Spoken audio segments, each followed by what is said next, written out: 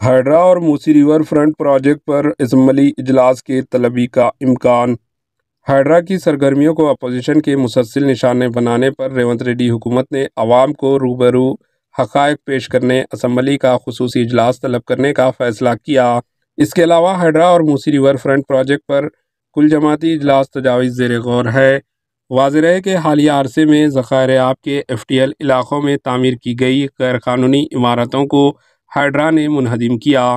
موسی river front project کے تحت موسی ندی کے قریب بسنے والے خاندانوں کو منتقل کیا گیا اور مکانات منہدم کیے گئے۔ اپوزیشن BRS و BJP نے ہائیڈرا اور موسی ریور فرنٹ پروجیکٹ کے خلاف مہم شروع کی۔ CPI اور CPM و مجلس MIM نے بھی تحفظات کا اظہار کیا۔ ذرائع کے مطابق چیف منسٹر ریونت ریڈی نے اسمبلی کا مختصر اجلاس طلب کرنے کا فیصلہ کیا تاکہ ہائیڈرا اور موسی ریور فرنٹ پر مباحثہ ہو سکے۔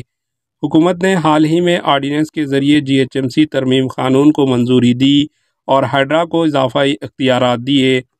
آؤٹر رنگ روڈ کے 51 موضوعات کو میونسپلٹیز میں ضم کرنے کا آرڈیننس جاری کیا گیا۔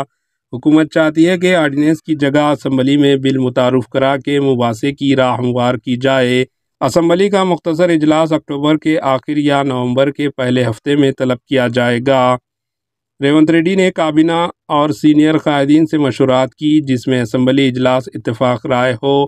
اپوزیشن کو ایوان میں مباحثے کی اجازت دے کر حکومت احتجاج کو روکنے کا منصوبہ رکھتی ہے۔ اپوزیشن نے کل جماعتی اجلاس کا بھی مطالبہ کیا۔